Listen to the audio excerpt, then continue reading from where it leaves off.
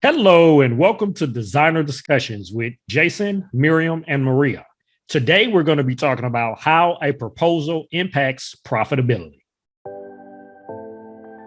Welcome to the Designer Discussions podcast.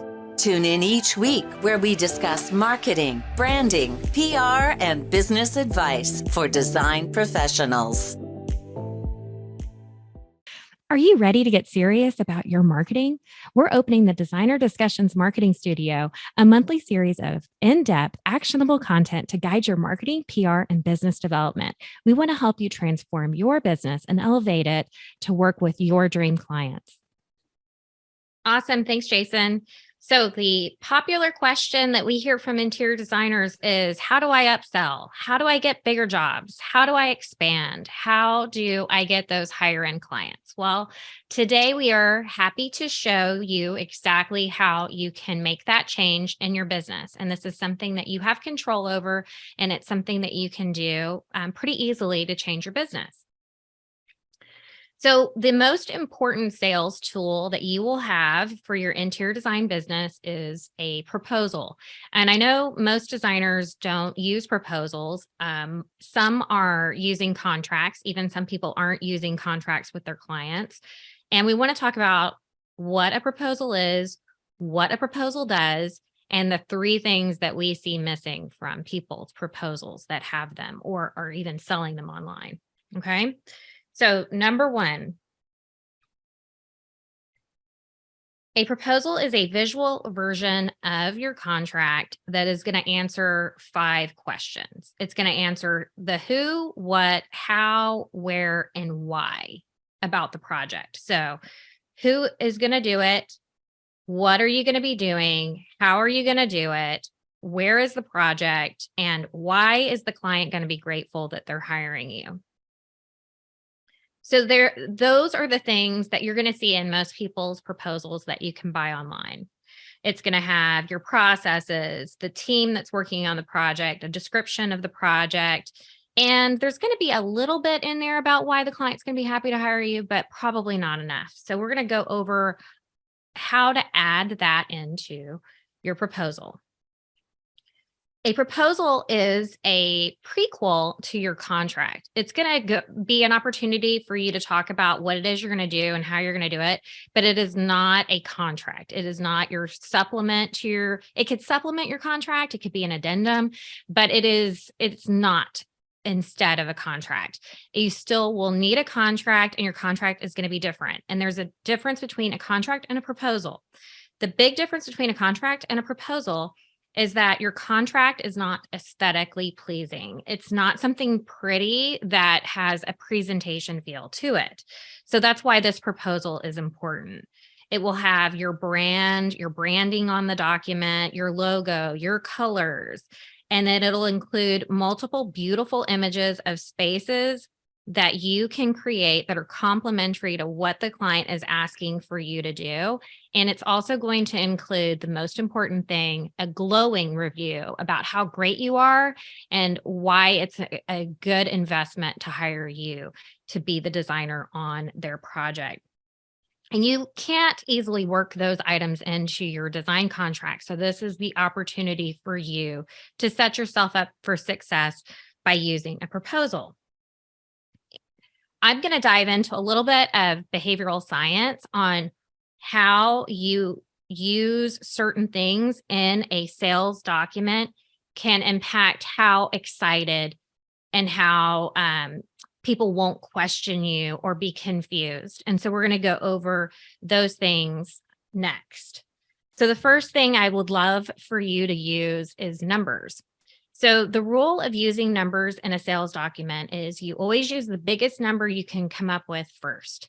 Then you follow it up with what it is that you're going to be charging or how much you charge an hour, so that when people in their brain hear one number, that's their first shock value number. That shock value number is big.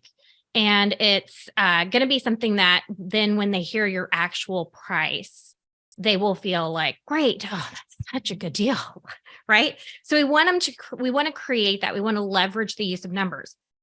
And there's a lot of science behind this. You can research about why numbers are important to be used in all sales documents. But for example, if it is your pricing for the year 2023, that's a great way to say, my pricing for 2023 is $200 an hour.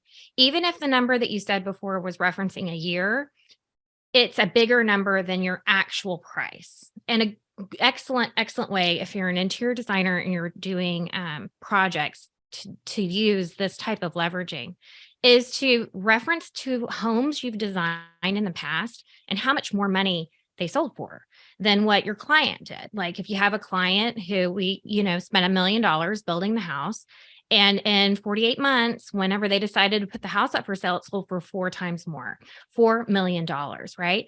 So you could say pretty easily in a proposal that you're going to be asking for $250,000 to design it and furnish it, or $500,000 to design it and furnish it. You could make the reference that the last couple of homes that you designed sold for $4 million with only a $500,000 investment from you. And that there was a huge price difference between your properties than anything else that was being sold in the area.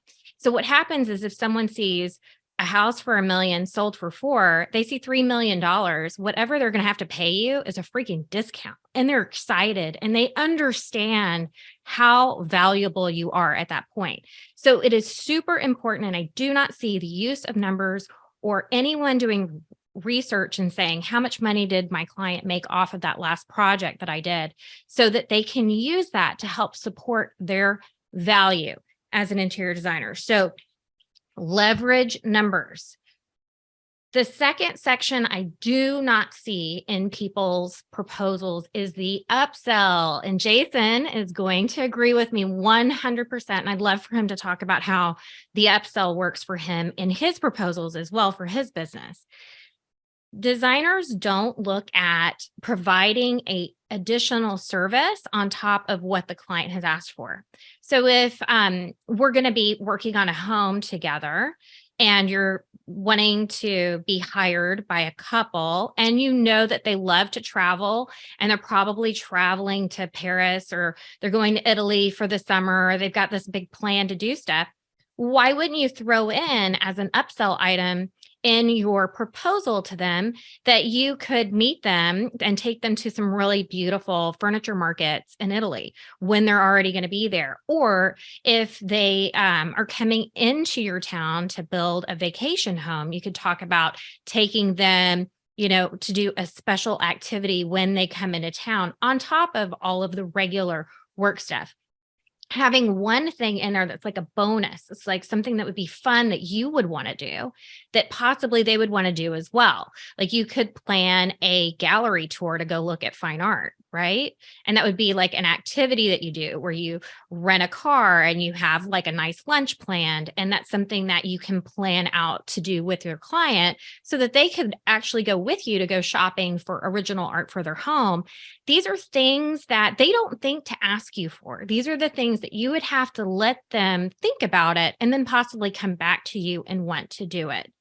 Also, in this mini section of upsell items, this is the opportunity for you to also include the items they excluded.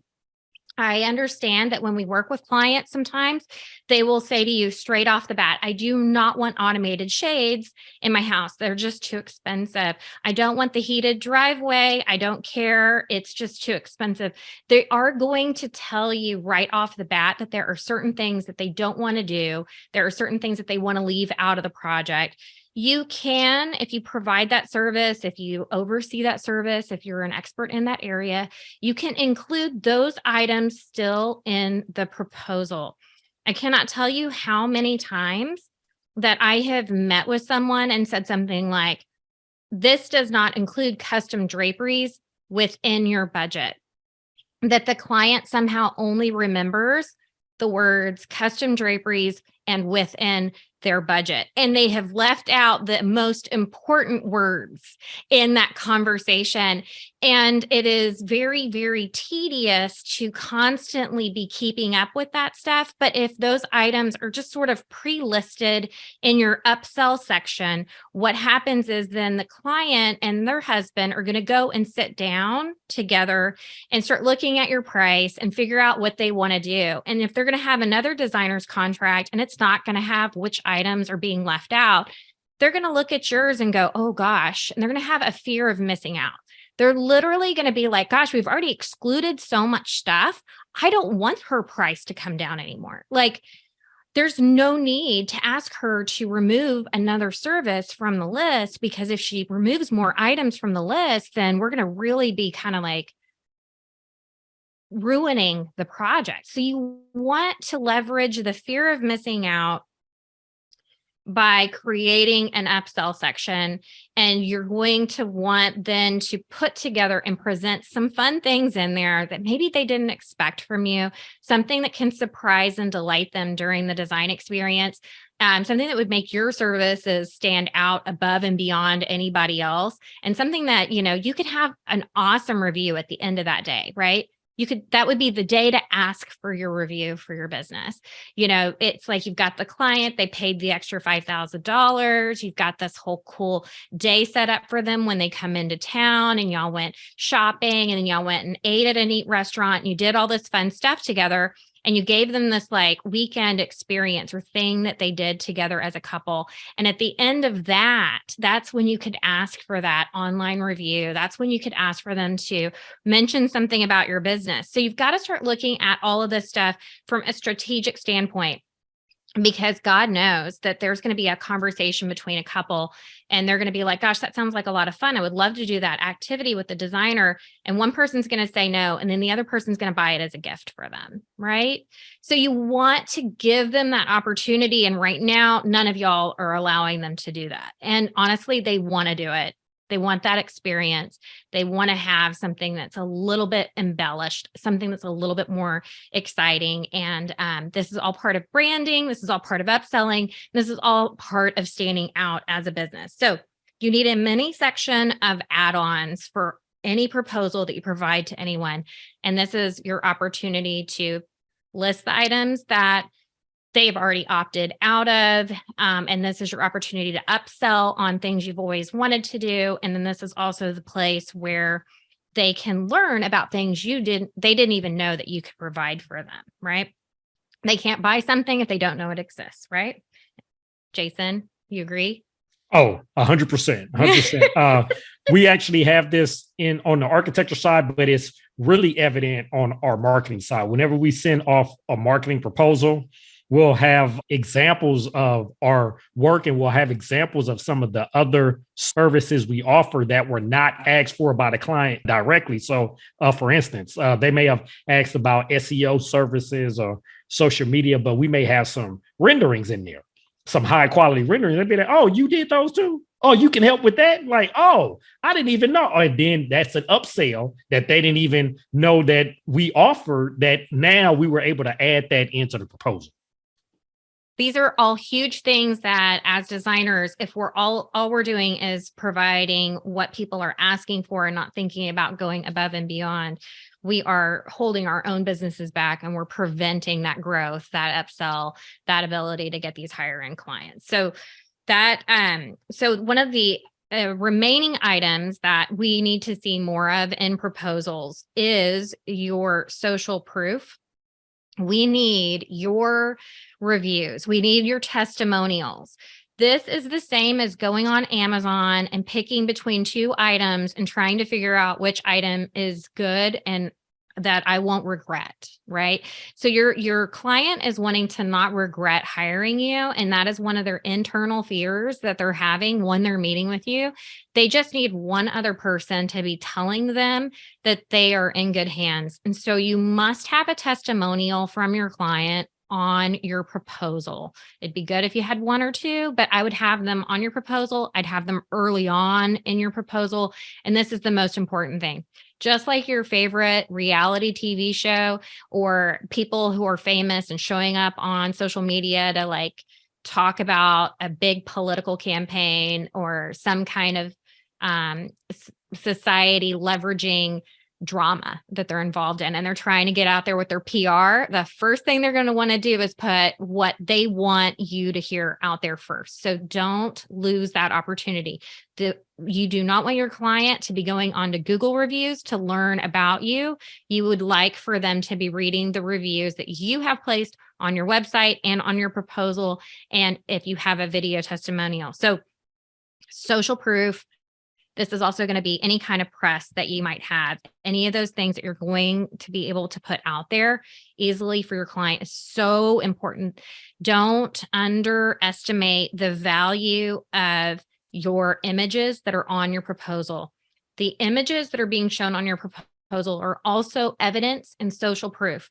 You are once again giving the social proof and the evidence that you are capable of doing the task and comforting them and their apprehension that they're wondering, am I hiring the right person? You're wanting to give them the tools that they need to be saying in their mind over and over again, yes, yes, yes.